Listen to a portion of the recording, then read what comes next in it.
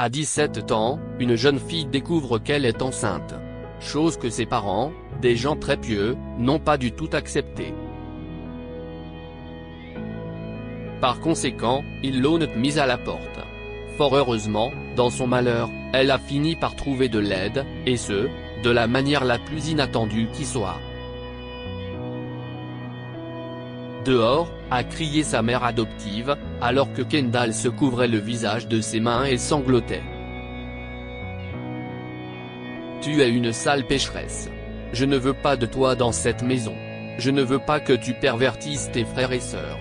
Dévasté, Kendall a jeté un regard triste à son père adoptif, mais celui-ci a fait exprès de détourner ses yeux. Jamais, au grand jamais il ne s'opposerait à sa femme. Sa mère a poussé Kendall vers la porte. J'aurais dû savoir que tu serais une femme facile, comme ta mère. Honte à toi, a-t-elle hurlé. Kendall s'est assise en sanglotant sur le trottoir devant la maison. Ensuite, son père adoptif en est sorti avec un sac. Ta sœur a préparé quelques affaires pour toi, a-t-il dit en lui tendant un petit rouleau de billets de banque. Je suis désolé, Kendall. Mais tu sais que ta mère. Kendall a essuyé ses yeux et a levé les yeux vers lui. Elle n'est pas ma mère. A-t-elle crié. Et tu n'es pas mon père. Tu as promis de m'aimer quoi qu'il arrive, si est ce que font les vrais parents. Ils cessent alors éloignés, l'air honteux. Désemparée, Kendall a pris quelques affaires et est partie. Elle avait été adoptée alors qu'elle était bébé et avait été élevée dans la maison des Jordans avec 4 autres enfants. Les Jordans étaient des gens bien, mais ils étaient des fanatiques religieux qui ne célébraient pas les anniversaires ou Noël parce que c'était un péché. Quand elle était bébé, elle a été adoptée puis élevée par les Jordans qui sont les parents de 4 autres enfants. Ce sont des gens bien, mais ce sont des fanatiques religieux qui ne fêtent pas les anniversaires ou Noël car si est soi-disant un péché. La vie de Kendall et de ses frères et sœurs se limitait à aller à l'école la semaine et à l'église le dimanche, et comme toute autre adolescente, elle a commencé à se rebeller. Elle voulait aller au cinéma et porter de jolis vêtements et du rouge à lèvres. Elle voulait aller à des fêtes, embrasser un garçon et tomber amoureuse, et comme tout cela lui était interdit, elle a perdu tout sens des limites. Elle s'est retrouvée avec le mauvais garçon de l'école et après quelques mois, elle est tombée enceinte. L'un des plus grands fantasmes de Kendall était qu'un ange gardien veillait sur elle et déposait parfois des cadeaux dans sa vie comme par magie. Pour son anniversaire, elle recevait toujours des cadeaux offerts par l'école, qu'elle cachait dans son casier et ne ramenait jamais chez elle. À Noël, elle trouvait des sucres d'orge accrochés au sapin devant sa fenêtre et un bas de Noël rempli de friandises interdites. Kendall avait longtemps cherché son ange gardien, mais elle n'avait jamais réussi à apercevoir la mystérieuse présence. Maintenant qu'elle était seule au monde avec un bébé dans le ventre, c'était le moment où elle avait le plus besoin de cet ange.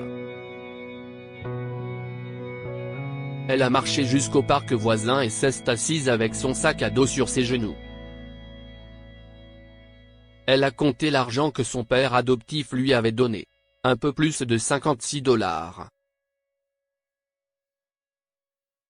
Ce n'était même pas assez pour une nuit dans un motel miteux. Kendall a recommencé à sangloter quand elle a entendu une voix amicale. Ma fille, pourquoi es-tu si triste? Peut-être que maman Mila peut t'aider. Kendall a levé les yeux vers une grande femme avec un sourire amical. Elle portait un tablier fleuri aux couleurs vives et il portait un sécateur dans une main et un bouquet de roses dans l'autre. Je suis. Ok, lui a répondu Kendall. La femme a secoué la tête et s'est assise à côté de Kendall. Non, chérie, tu ne l'es pas, a-t-elle dit. Mais tu sais que tu peux tout me dire. Je te promets que je ne te jugerai pas. Alors Kendall a raconté sa triste histoire et a dit, je n'ai pas d'argent, pas de travail, nulle part où aller, et un bébé dont je dois m'occuper. Je vais te donner un travail, a dit Mila calmement. Et j'ai un petit endroit où tu peux rester, mais tu devras t'occuper du bébé toi-même. Vous allez me donner un travail ? S'est étonné Kendall. Vraiment ? Oui, dit Mila. J'ai un stand de fleurs à cet endroit du parc, mais j'ai envie d'en ouvrir un autre près du quartier des affaires. Je t'apprendrai à faire les arrangements floraux et nous verrons comment ça va se passer. Kendall souriait à travers ses larmes. Je peux le faire. J'adore les fleurs. Eh bien, dit Mila. Allons voir le petit appartement dans lequel je peux t'installer.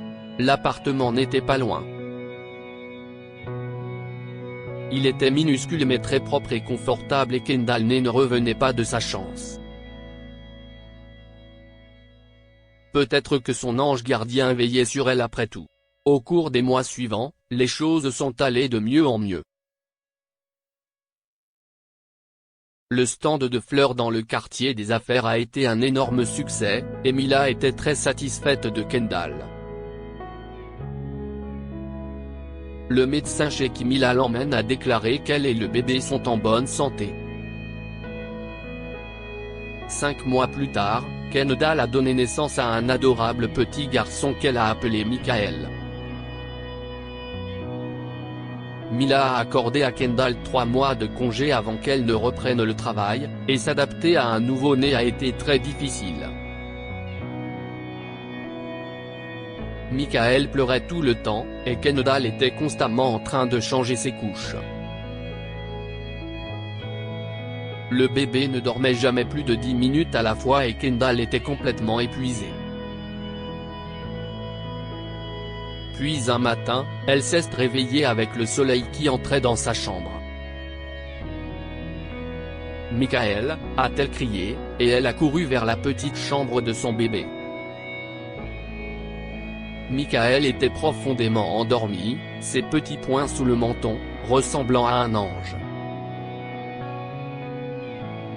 Kendall n'arrivait pas à croire que son fils avait dormi toute la nuit sans manger ni mouiller sa couche. Puis elle a remarqué que le biberon qu'elle avait préparé pour son repas du soir était vide et que sa couche était propre et sèche. Si est-ce vraiment bizarre, se dit-elle. Est-ce que je l'ai nourri et changé dans mon sommeil ? Cette nuit-là, Michael ne pleurait plus et quand Kendall s'est réveillée le matin, il était nourri, sec et dormait paisiblement. Ça devient vraiment effrayant, pensa Kendall. Peut-être que je suis somnambule ou quelque chose comme ça. Ce soir, je ne dors pas. Kendall resta éveillée, attendant le moindre bruit provenant de la chambre de Michael, et à 3 heures du matin, elle entendit un doux cri suivi de sons étouffés. Il y avait quelqu'un dans la chambre de Michael. Kendall jeta un coup d'œil dans la chambre. Il y avait une femme penchée sur le berceau de Michael, lui parlant doucement et changeant sa couche. Kendall a appuyé sur l'interrupteur. « Qui êtes-vous » a-t-elle crié. « Éloignez-vous de mon bébé » La femme a halté et Michael a commencé à crier. Puis la femme a pris Michael dans ses bras et a commencé à le calmer. « Bonjour Kendall » dit-elle calmement. « Je suis Martha Douglas et je suis ta mère. » Martha a raconté son histoire à Kendall. Comme Kendall, Martha est tombée enceinte très jeune, à 16 ans. « Ma mère voulait que je me fasse avorter, mais j'ai refusé », a expliqué Martha. Alors elle m'a mise à la porte, et j'ai dû t'abandonner. Si est la chose la plus difficile que j'ai jamais faite et cela m'a brisé le cœur. J'étais déterminée à rester dans ta vie, Kendall, alors je te voyais aussi souvent que je le pouvais et je t'envoyais des cadeaux d'anniversaire et des friandises à Noël. Plus tard, j'ai terminé le lycée et j'ai créé ma propre entreprise. J'ai une série de magasins de fleurs dans la ville, plus de 30, donc il a été facile de demander à l'une de mes employées, Mila, de te proposer un travail. Cette maison était celle de ma défunte mère. Mais pourquoi n'as-tu rien dit? Pourquoi te cachais-tu? Lui a demandé Kendall. Martha a haussé les épaules. J'avais honte, a-t-elle murmuré. Je sais ce que tu dois penser de moi, d'autant plus que contrairement à moi, tu as décidé de garder ton bébé. Je ne voulais pas te réveiller. Excuse-moi. J'ai de la chance, dit Kendall en embrassant Martha. Si toi et Mila, vous ne m'avez pas aidé, j'aurais peut-être pu abandonner Michael aussi. Comment pourrais-je penser du mal de toi? Martha avait retrouvé sa fille et son petit-fils aussi, et tous deux s'installèrent dans sa belle maison. Enfin, Kendall avait une mère aimante et compréhensive qui l'aimait et la soutenait inconditionnellement. Que pouvons-nous apprendre de cette histoire? Peu importe à quel point les choses semblent sombres et désespérées, souvenez-vous qu'il y a toujours un ange gardien qui veille sur vous. Kendall était sans abri, fauchée et enceinte jusqu'à ce que Mila et Martha lui donnent un emploi et un endroit où vivre. Les bons parents aiment et soutiennent leurs enfants de manière inconditionnelle. La mère adoptive de Kendall l'a jetée dehors parce qu'elle était une pécheresse, mais sa vraie mère est intervenue pour la protéger. Partagez cette histoire avec vos amis. Elle pourrait illuminer leur journée et les inspirer. Lire aussi, une pauvre mère célibataire héberge un SDF qui disparaît le lendemain en laissant une valise avec 100 000 $. Histoire du jour. Abonnez-vous à Amomama sur Google News.